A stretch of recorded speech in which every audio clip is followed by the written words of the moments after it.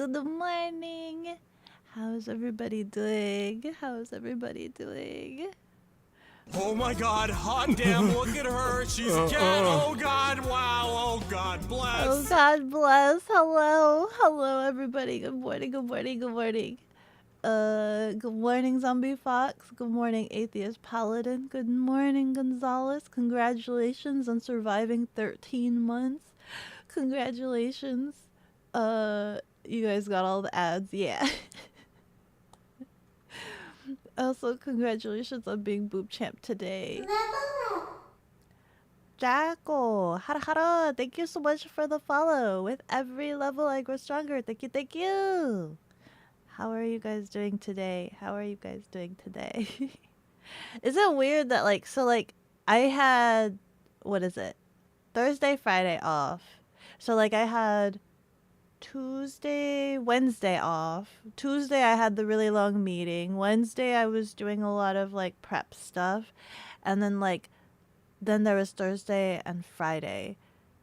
And to me that felt like my weekend.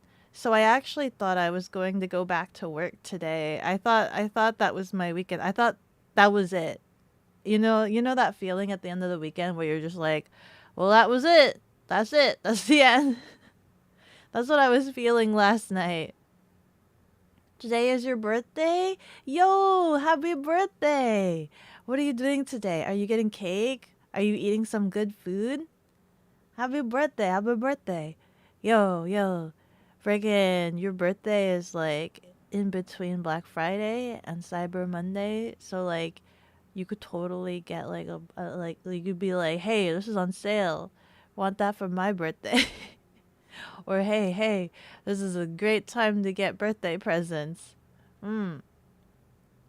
Maybe. For me, Black Friday is a interesting holiday, right? It's like a ingrained holiday for me because what my family would do is that for Christmas where you would get presents and it would be a surprise or whatever. My family used to do that. They used to give presents, wrap them up, and it'd be a surprise. But once I was in middle school or something, they just became too lazy for that. They couldn't be bothered, right?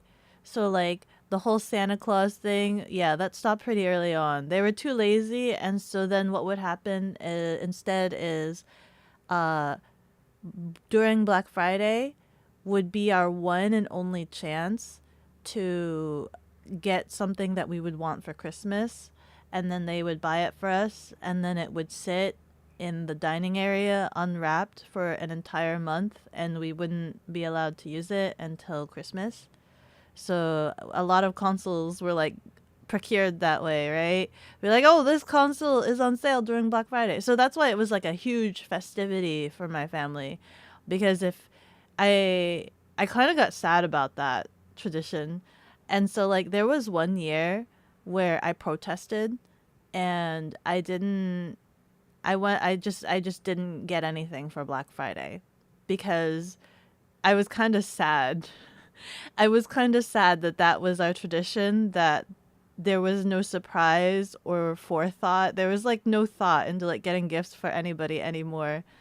And so I didn't get anything for Black Friday. And as a result, I didn't get anything for Christmas that year.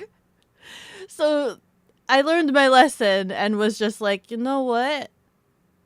I guess screw it. I guess I just go get things on Black Friday. Otherwise, I will just have a sad Christmas and not get anything, and nobody will care. Nobody will care. Nobody cared that Christmas. Nobody was just oh, I got this for you because you didn't get anything Black Friday. No. Everybody got everything that they wanted Black Friday, and then that was it. So I was just okay. So that's why it's probably ingrained in me that Black Friday, I stress that if I don't get anything Black Friday, then I probably won't get anything Christmas. It's ingrained in me that it's Black Friday or nothing. Yeah.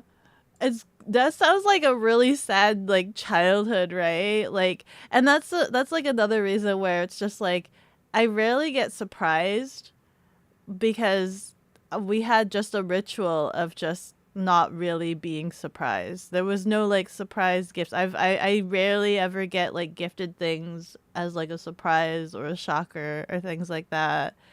Uh, I guess it also has to do with the fact that like I'm really good at deduction. So like I can get a general feel of like, oh, that's probably that or whatever. Or whatever.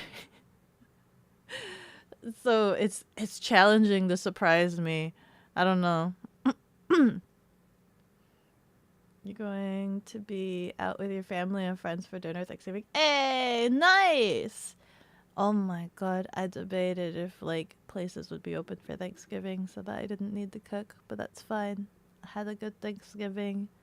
I made these dumb sushi cup thingies uh because I guess I decided to just hang with Belle this Thanksgiving, right? Cuz I still don't have any like know anybody. I still don't know anybody around aside from Nero. But Nero is too far away. And so what? He wanted these sushi cups that some other VTuber showed him. And I'm just like, isn't that just a sushi bake but extra steps? And it was extra steps and it wasn't even that great. I think the sushi bakes are better. Yeah. Yeah. But now I have cupcake pans. So there's that. Becca missed out on loot day. Yeah, so like growing up, that was my childhood. If you don't get anything on Black Friday, you don't get anything for Christmas. They stopped going out of their way to like get gifts. And I think like the one of the reasons why I protested and didn't get anything that year was because um I have this thing where it's just like I I I got really stressed thinking that they didn't know anything, right? That the caretakers didn't know anything about us or me. And that felt like such a stressful dynamic, you know, to live with a group of people that don't know anything about you. Maybe it's like one of those like childish things where you just feel like you want to be seen, right? You want to be seen. And so it's just like when you're in a situation where you feel like people don't understand you or don't know you, and it's just like I didn't like that environment. So I was like kind of hopeful that that wasn't the case. And so I was kind of hoping that like if I didn't go gung ho that year and ask for like a bunch of things on Black Friday. Well, technically, we never really got a bunch of things. We would only be allowed like one big purchase, right? If we didn't ask for like a console that year or something like that, uh, that maybe out of the kindness of their heart for me or something, they would try to find something that they think I would like, but that totally didn't happen. Yeah, that totally didn't happen. I got absolutely nothing that year. I was except for I guess confirmation on my sad conclusions. Oh, Becca, not on topic, but cat girl item music is a pretty good ringtone. Oh, for real? Did you actually turn it into a ringtone? I didn't boost the audio at all. So it is kind of quiet. I didn't boost the audio at all. I wasn't sure if I should because when I edit videos, I have no idea what's the actual like base level volume since every other video that I typically edit is like me screaming. Everything's just like super loud, so I always try to lower it down. Every video where I'm screaming, I lower it down by like -10 decibels, but then when it gets uploaded, it still sounds so freaking loud. So I wasn't sure if I needed to boost the idle music. Da, da, da, da, da. I don't even know if that's a melody from somewhere else. That's literally like that's the idle music that goes on in my head if I'm in idle mode. I don't know if that's a song somewhere. Also, hello chicken. Hello, hello. Yeah, so that's why on Black Friday, I get depressed if I don't buy something. I get depressed. That's why I like. I think I probably like. I really crave buying something on Black Friday, even though it's just a consumerism tactic, right? I really, really crave buying things on Black Friday. Otherwise, I feel like I'm missing out hardcore because I feel like I'm not gonna get it for Christmas. Gah. Yeah, yeah, yeah. Ow. What if for Black Friday you give me all your money instead? Damn, chicken, you really gonna pull that after I just explained how depressing my Christmases were? If I don't get anything on Black Friday. No, you're right. Yeah, yeah, doesn't even care. Oh my god. Trauma takes many forms. What did you buy? And wait, hold on. And do you feel guilty about it? This year, what did I buy? I guess I won that battle case to allow me to have a Bluetooth speaker, a Beko Bluetooth speaker, and then I got some other things for work. For work, it's not even like things that like I inherently want. What I want, like the big things that I really want this year. That's like brainworm. There's like three things, right? There's three big things that like I really really want. Number one is an Insta360 X4, 4X or whatever, right? So I could do more dynamic moto vlogging videos. And then the second one is if I were to upgrade my camera equipment to get like a DJI Action 5 Pro, and that would solve a lot of my IRL streaming funuffles, I think. And then the last one is a DJI Neo because that's like a really cool entry level consumer drone that like is supposed to be super easy to use. It would probably be like my very first drone. And yeah, those are like the three nerd brain worms, but like because I'm a dumb nerd into like tech and stuff like that, all of that junk is like super duper expensive and it hurts. It hurts. Let me see here. That sounds like a plan right there. You got new headset and like 2 games. Nice, nice. Black Friday ain't the same. Yeah, it's not the same as like when it used to be like only in person, right? Only in person.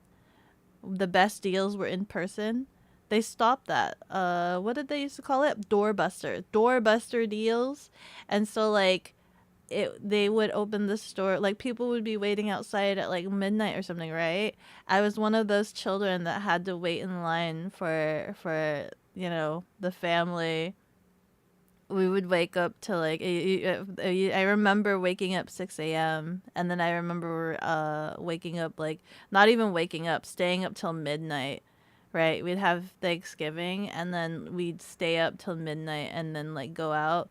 We would have all of the, and this is another reason why Black Friday was such a huge event for me, right? Was that we would have Thanksgiving and then after Thanksgiving dinner, we would have all of the flyers and ads like all over like in the living room and like go through each and every single one of them and like hunt through each of the flyers and like locate the ones with the best deals. We would have to find, let's say if it was a console, right? We'd look for the best deal and then we'd look for a runner-up or a backup in case the first one was all sold out.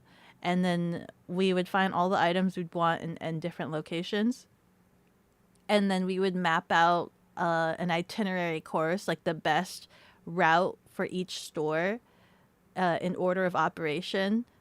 like this one has this doorbuster and it has like 4 items that we want, so we got to go there first. And then this one has this deal at this time or whatever, right? And that would be like the family outing for that day. And it would be such a chaotic mess, but like it was really a huge deal. It was a huge deal and a big event. And it was probably one of the only events that I could think of where we actually did things. Like we actually did something together as a family, right? That's like the only event that I can think of where we were actually all together and like together, like willingly together. Yeah. Yeah, that's actually like one of the only times I can think of. 7 people killed in Cincinnati shopping fever. Do people still like bum rush in physically? I mean, granted, I did like drive by the mall yesterday to try to uh get some food, but the mall was so chaotically filled that I just kind of was like, screw it, and just went somewhere else. It was so bad. The parking was so bad. I don't understand how so many people can conglomerate. I didn't even go inside the mall, so I didn't get to see how bad it was inside. You can get a lot of the deals online, so I didn't understand. I didn't understand how people can still conglomerate in like mass. You know, real Black Friday? Oh yeah, the real Black Friday. Is Black Friday a holiday? It was for my family at least. Also, hello to Pythagorean. Hello. It's been a while since you've been around. It feels like. I mean, I know you've been around, but it feels like you haven't seen you in like last couple streams. How are you doing? How was your Thanksgiving? Also, hello, Axe. Hi. Your family did that too? That's so nostalgic. Yeah, right? It's so nostalgic, but now everything's online, so there's really no need to go inside. I haven't really looked at the flyers, so I don't know if they have doorbuster deals anymore. I just kind of stick with the online these days.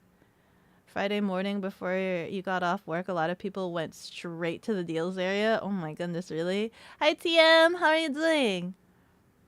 If stores did grocery Black Friday sales these days, we'd see the trampling return.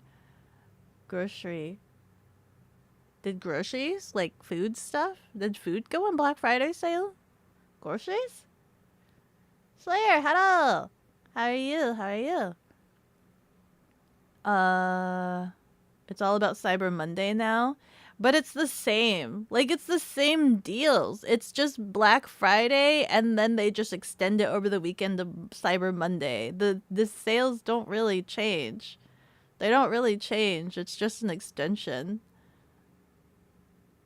Food for Black Friday? I mean, listen, if you got, like, grocery shopping for Black Friday, get them foods. You know, that'd be hilarious. I'd do that. That'd be one reason for me to go out on Black Friday. Go get my grocery shopping. Get copious amounts of like toilet paper or something. Then you'll be set for the whole year. Can you imagine just buying a year's worth of toilet paper so that you just never have to go to the store for the year and then you only buy it during Black Friday? Becca keeps streaming like bad timing for you. I'm so sorry. Oh. I'm sorry. I'm trying to think. Oh, I was looking at time sheets and schedules, trying to figure out like stream times. It's not gonna change, right? It's still gonna be the same as it usually has been, but I'm just like looking at time sheets because of time zones. I'm like kind of looking at a couple of things, trying to figure out what is it? Like a 3-year plan. I have like a 3-year plan. Basically, I'm debating about moving or not. But not it's something that has to be worked towards. It's like I have to work towards it for like 2 years, but so it's still a long time coming. maybe not. I probably will stay here. But I was just looking at what the stream schedule would be if I ended up moving.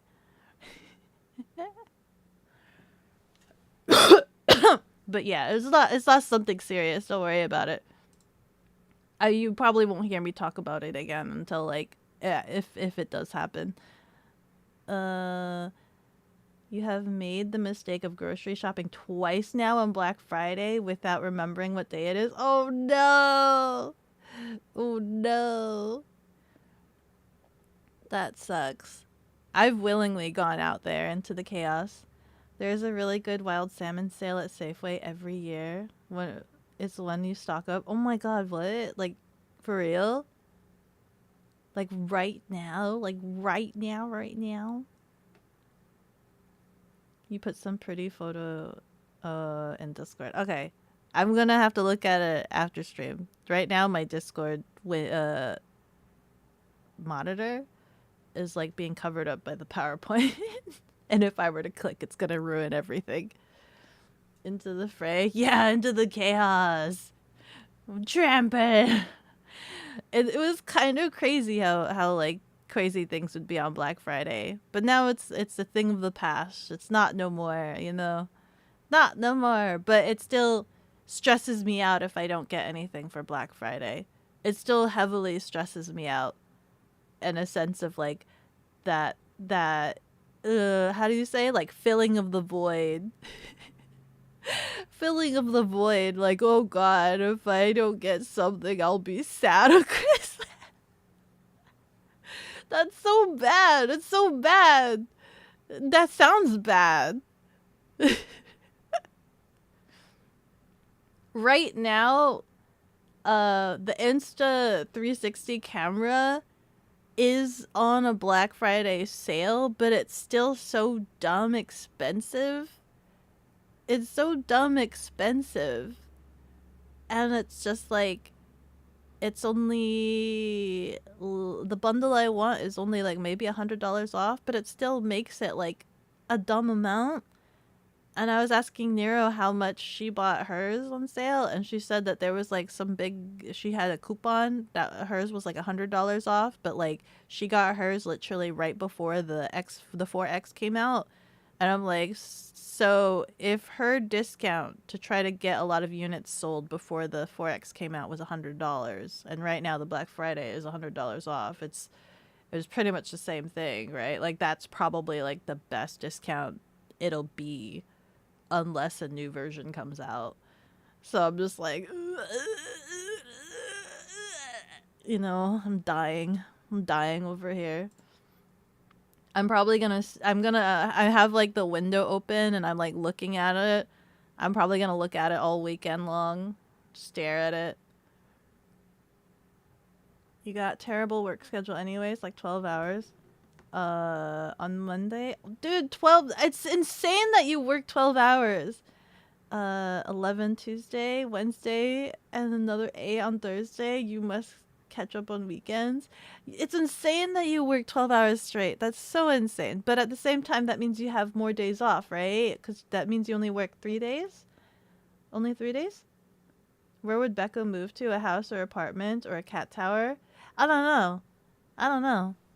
It's mostly just dependent on the climate of things, right? I think it's mostly just dependent on the climate of things. You know, the climate of things.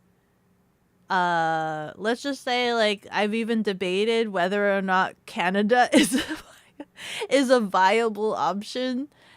That kind of thing. My brother was messaging me saying that they were kind of anxious. They didn't want to spend Thanksgiving at home because they have a member of a family. They have a member of the family that's like a green card, and they're worried that this year might be their last year or something like that. And I'm just like, well, wouldn't that make you want to just spend the holidays with them if it's gonna be the last, as opposed to avoiding it and then like never spending that holiday? And my brother is actually kind of the avoidant kind of person, and they're just like, nah, it'd be too awkward, right? Like they'd rather like miss out on the opportunity. I was just like, so sad. So sad. But yeah. Everyone has a giant TV, air fryer, and good enough cell phone. The only other stuff to buy is stuff for homeowners like lawnmowers and storage solutions. Or if you're like me and you're into cinematography, like camera junk. Fun little accessory cameras and drones. Which cost like an arm and a leg. Ugh. Is that the one that prints out Polaroids? Which one? The DJI? No, the one you mean like Instax. Instax with an X. I have one of those. I love the Polaroid cameras. The Insta360 is a 360 camera. So it's like having two cameras in one. So it's like it literally like records everything around. And it's so good because I could just put it on the handlebar and it will capture front facing and behind. And I could swap between the two and I can adjust like the angle and everything. So like basically framing isn't an issue with it. I just gotta place it somewhere good and then I could just like reframe the shot post editing and I can have like a bunch of shots and angles on Sasha. 4 days for a total of 42 hours. Great math there. What do you mean? What do you mean? 4 days for a total of 48 hours. I didn't see, you said Monday, Tuesday, Wednesday. I only saw 3 days. I didn't see Thursday. Wait. It's still more. It's still more than the 40. Wait. You know what? I don't know. I just know, what is it? 4 shifts. I didn't even bother. I'm gonna be honest. I didn't bother doing math. I just saw large numbers, and I know that there was a work schedule that was like called what do you call it? It was like three fours. There's like a shift called 3 4s or something. 4 3s, where it's just like if you work, it's like three days of like 12-hour shifts or something, then you get like 4 days. Wait, is it 3 days work 4? I don't know. I'm still not doing math. I'm just saying numbers, so I'm still not doing math. Yeah, the Instax. Yeah, they have the ones where you can print them off your phone too. I have the camera where you take the picture and then it prints it, which is cool, but sometimes it could be a bit of a hit and miss, and like the film is so expensive. It kind of like sucks to do it that way. It's great because it's like actual camera, Polaroid camera, but like because the film is so expensive, it's just like that kind of sucks. So like I like the Polaroid printers where it's just like you just take a picture with your phone and then the shot that you really like, then you send it to the printer. It creates has deemed it necessary to water the cat. Less wasted Polaroid prints because of that. Ax, thank you so much for the hydration station. Thank you so much for taking care of me like a Tamagotchi. Hold on. Wait. 4 on, 3 off. Oh, okay. Zoom knows. Zoom 410s. That's what it. 410s. Yeah. Okay. What 410s? That's what it is. Zoom understands me. Zoom might possibly understand Bekogenning. 410s. 4 on, 3 off. Yeah. Oh. Thank you for the hydration station. Oil field workers are like 2 weeks on, 2 weeks off. Ah, I see. Nurses often do 4 12s, then 4 off. I see. See? It existed somewhere out in the universe. Okay. What else have I been doing? I've been doing a lot of cranking back into learning Japanese. So like the past 2 days I've tea cakes. You go lurk now, but it was great catching up on Beko. Yay! Congratulations, Noodle, for surviving 17 months and good. Yeah, you get out of here. You don't want to watch the next segment. I assure you, you don't want to watch the next segment. Absolutely. In fact, I'd be okay if everybody here went and lurked and didn't watch the next segment at all. In fact, I've literally been, what's the word that you guys say? I'm procrastinating. I'm stalling. I am massively stalling. I don't know if you guys remember what today is, but like, I am very, very anxious and nervous and anxious and nervous. I am so nervous, but like, I'm so like, what is it? I determined with myself. I'm committed. I committed myself to doing this. I committed myself to outing myself to you guys in my insanity. All of my insanity. And I'm like nervous. Like I actually feel a pit in my stomach, and I don't know if it's because I'm hungry or if I'm like freaking nucking nervous.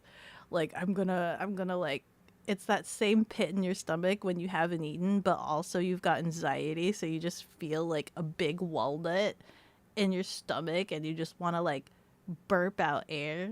That's what I feel right now. That's what I'm feeling. Nah, we've been waiting for, god damn it. Freaking Gonzalez over here is just like, yeah, I'm here for real. Freaking, yeah.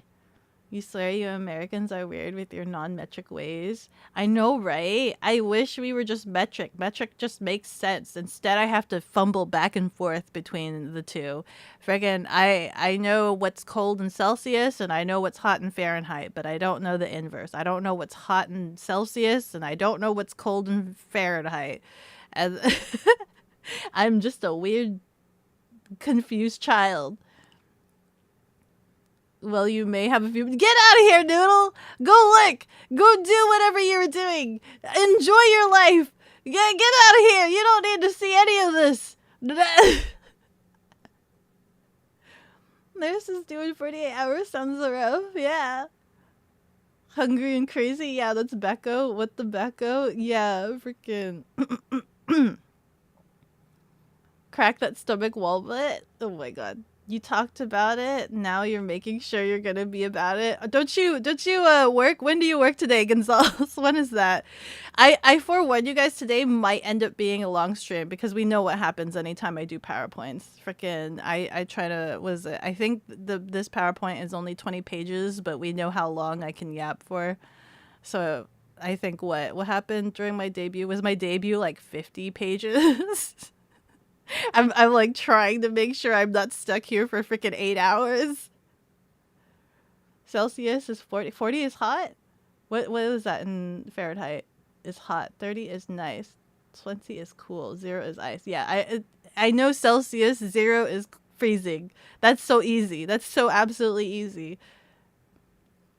You work tomorrow night, so you got all... Oh, god damn it.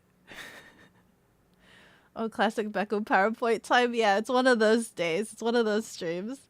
The PowerPoint day. Today is the PowerPoint day. There's a reason for this PowerPoint. There's a reason for this PowerPoint. And it's because I noticed in the community, I noticed certain traits. And I think that's when I decided. I think when I asked you guys about it, I noticed I would say something. I would say something like a preference, like, oh, I like lean guys, or I like guys with long hair. And then you guys are so adorable. You guys would then enact anti-parasocial behaviors. So like, I think in like other communities, right, they have to worry about parasocial behaviors. You guys are so good and so adorable. You guys are so adorable and so good with yourself that instead you enact anti-parasocial like activities. We don't get people that are just like, oh, she likes long hair, ooh woo, I could be potential, ooh wah, ooh wah. No, instead we got, oh frick, I gotta cut off all my hair. We don't want this streamer to be parasocial. I have anti-parasocial community. And I think it's so funny. Thank you so much for the head pat. So, in reaction to this, I've decided to make a parasocial PowerPoint. That's right, we have a parasocial PowerPoint to go over. And don't worry about it. Yeah, shut up. I mean, god damn it. Listen. It's educational. This will be a very educational PowerPoint. However, in order for me to explain to you guys that you guys are safe, I have to out myself, and I'm very nervous about this fact. Be straight with you guys. Everything in this PowerPoint is facts. And you guys are gonna see the levels of my insanity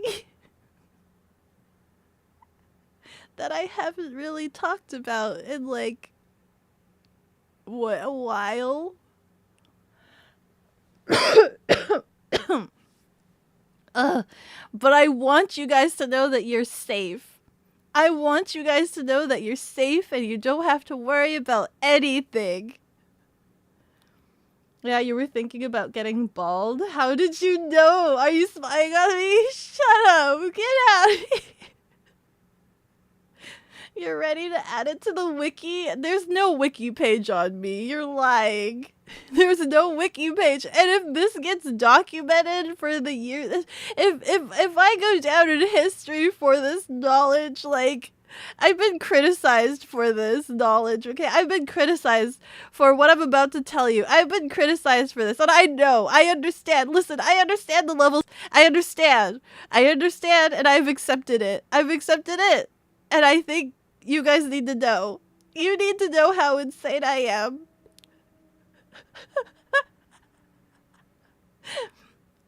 You found Becca through the... God, no, you shut... No, what wiki? Are we talking about Vtuber, or are we talking like an actual wiki? There's no actual wiki about me that I've seen. Becca sounds like she's becoming serious. Shut up. Listen, we're here for a very educational PowerPoint. Let me... Where am I? I didn't place myself for this, so I don't know where is a good place for me to be. Hold on. I just don't see any of your messages. Ooh. Oh frick, I forgot. I wanted to freaking wear like glasses, all professional with my PowerPoint. Listen, hold on. Do I have glasses? I don't even I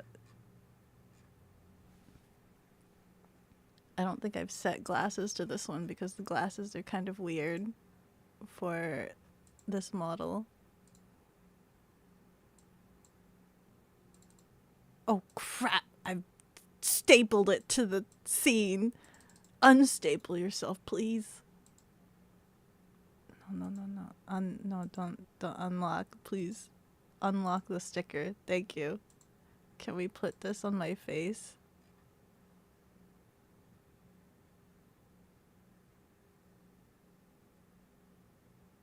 I need straight face. Is that about right?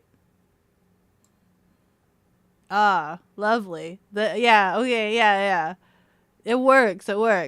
I remember this problem I have. Hold on. Let me see if I can try to fix that. Maybe it just needs to be on my face. Okay, that's probably the best we're gonna go. That's the best. That's good enough. Yeah, good enough. We've got Professor Becca right here. We're gonna educate you guys. I'll have to figure out where I can sit and stand. Are you the real Beko Germany? What do you mean, Beko Germany? She hates us? Glasses raise IQ by 20, good enough? Darn, you forgot it was going to be so early. Uh-oh. OBS Studio disconnected, reconnecting. Oh no, guys! Oh no! It's been disconnected. Oh no no no no! Oh no! What the frick? Hello? Obs? Obs? Obs? Oh no! Oh no! Obs reconnected. Oh no! Oh no! Is stream crashing? Oh frick! Maybe today's not a good day to have this. What do you call it? This educational stream. Oh no! Oh no! OBS got disconnected somehow. Oh frig! What a shame. Dick. Oh, maybe it was doomed to begin with. Maybe we're doomed to not have. Ah! Good thing it's just a PowerPoint and not a game. Oh my god. Belle, congratulations on surviving 39 months. Congratulations, RIP. Yeah, what the frig? Am I back? Oh, it was on backup. Yeah, it was me. Freaking OBS was all of a sudden like, hey! OBS was disconnected. Everything was like zeroed out and it was trying to reconnect. My internet seemed fine. It was just OBS for some reason. Quick run the PowerPoint before we lose you again. Ah! No, let's talk about Thanksgiving a bit more. How was your guys' Thanksgiving? How was your guys' Thanksgiving? I never received any Jarvis pictures, and I've been practicing my Japanese more.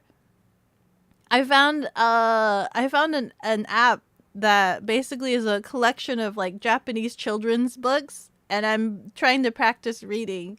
So I've been reading about a cat. A cat. Yeah, maybe I can read some Japanese to you guys and stuff and whatnot. I don't know some of the words that I'm saying, but listen, at least I can read it. You don't have Thanksgiving? Ow. How was your weekend? You do anything fun? You do anything fun? Gulp. Noodle, don't you have someplace to go? You said you were gonna lurk. Get out of here. Ow! Get out! Ah! You gotta go. You'll have to watch the VOD. I'll let my dog lurk. Say hi to Buster. Hello, Buster! Goodbye, Sarah! Goodbye, goodbye, goodbye! Ha ha ha ha ha ha ha. Ha ha. Plans changed. Gah! Noodle's like, oh, I could miss this stream. You're watching a Becca stream, so you guess that counts as fun. Is it not fun? Oh my god. Okay. Okay. Okay, okay, okay. You guys ready for this PowerPoint? Hold on. Do I need to take off my blanket? My blanket poncho. Let me take off my blanket poncho. I'm gonna get like too nervous. Hold on. Where's my other blanket?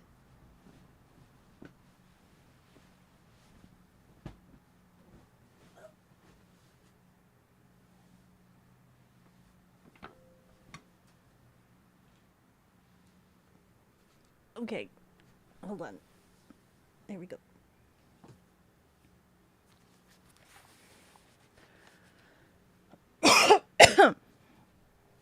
Okay, guys. I want to reiterate that this PowerPoint is for your education, and it's for your safety, and it's for your knowledge that you guys are all safe. You guys are all okay. You don't need to worry. You guys are free to be yourselves. No worries, okay? Because today, today we're gonna be talking about, oh god, there goes my glasses. There you go. We're gonna be talking about pandas are impossible to breed. That's right, pandas are impossible to breed. Elaborate mating process of jumping through hoops and hurdles of panda reproduction because they gotta make things just so gosh darn difficult for humans to figure out, making them known as the worst animal at having a love life, threatening extinction for being so needy, particular, and complex. It's almost as if humans don't know how to mate a panda because of the high failure rate of panda mating in captivity versus mating in the wild. We could just let nature roll its course, but instead, we will just call the animal kinda dumb at mating because we made cows and pugs and we want to keep it that way. It makes them cute. With bekogenning.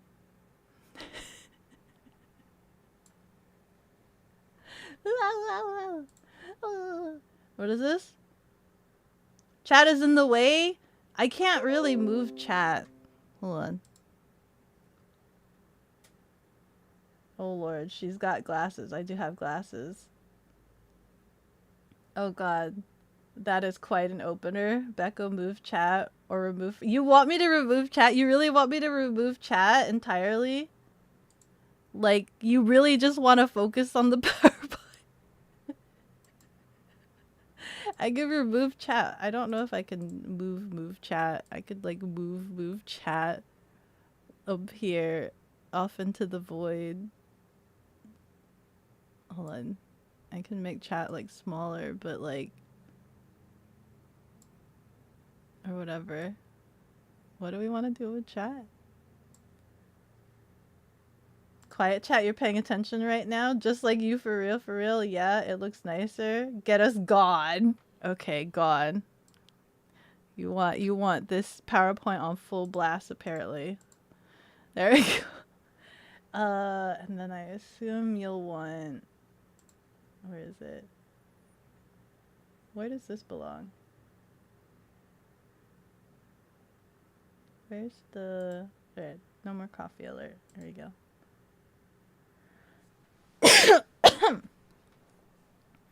Are you guys paying attention? You guys paying attention? Okay, good. Good. Let me sneak down here. Panda is your sexual spirit animal? But why? Aren't pandas like... But pandas are so bad. They're so bad at it. There's a lot. I actually watched a couple of panda documentaries for this. So let's proceed. Panda decline. They are the reproductively inept. From 1990 to 2006, only 5 pandas have been born in the United States. That's 16-year span, and only 5 pandas have been born. That's literally like 1 panda birth every 3.2 years. Yeah, wow, right? Wow. No batches here. Absolutely. Loot. Hold on, I can censor it a bit more. There we go. That's how little it is in captivity in the U.S. Just in the U.S. alone. The first panda pair, I didn't bother with the names. The first panda pair in the U.S., they failed to mate for 10 years because they just didn't know how to. They didn't know how to mate. And when they finally did learn how to mate, they had maybe like 5 cubs. They were capable of trying to get 5 cubs, but not a single one of them survived to adulthood. Okay? Mating is just too difficult. It's too difficult. Too complex, okay? It's too complex. The females are only like basically they're only what's the word, like fertile? Their cycle allows them to only be bred, like the optimum, of 1 day. They only have 1 chance, 1 day of the entire year to do proper breeding. Hello, NASCAR. Thank you so much for the follow. With every level, I grow stronger. Hello. We're doing a very interesting PowerPoint today. Let's see. 10 years? That's your goal to beat? What? To mate before 10 years? That's so sad. So they did show them how to do it. Well, that's the thing. Humans don't even quite understand how it's properly done. And I think this is my theory, is that because humans do not understand how it's like properly done, they just kind of resort to cheating. They resort to cheat codes, okay? And they basically go to insemination. They go straight to insemination. There's two different methods where they artificially try to make pandas reproduce. So this is probably gets a little bit too graphic, and is not on my PowerPoint. So like, obviously, we know what insemination is for the female panda. They just kind of get the substance and they implant it into the panda, the female panda. But in order to extract that from the male panda, they essentially get an electric probe and they stick it up his butt and they electrocute him until he secretes the goodness that they need. There have been male pandas that die via this method. I think they called it electroejaculation or something like that. Yeah. Very, very bad. Yeah, I did not originally include that into the PowerPoint. I didn't think we needed to go that far into details. I watched many documentaries just for these three, this three facts right here for you guys. Your ears, I'm so sorry. Now you know. We do it. Listen. Also, another fact that they're so terrible is that the male peen is significantly small comparatively to their massive body. It is super duper small that they actually cannot even fathom how the maneuver to make it viable. Kinky Pandas have died for that. Pandas died for that. That's all of like the human artificial trying to get them to breed, right? So you can understand how the fail rate is. And because humans try to get them to artificial reproduce that way, I hypothetically theorize that I think humans are accidentally breeding their mating instincts out of them. So they are like forgetting how to properly mate because they are just suddenly woken up with like all of a sudden the female pandas are pregnant but they never actually mated or things like that, right? I think they're breeding the instinct out of them. So how are pandas even for real? Oh, they do just fine. Apparently they mate just fine out in the wild, but it's very sparse and selective because a lot of the reason why they got smaller population to begin with is because a lot of the bamboo forests have been like cut down, so it's just kind of been pushing their population back. How did they breed before humans? Ads are dropping in 2 minutes. What did you just stumble into? Don't worry, we're just learning about pandas. And we have about 2 minutes for me to explain a bit more about pandas before I put the PowerPoint on hold for ads. What else? In the wild, they do just fine.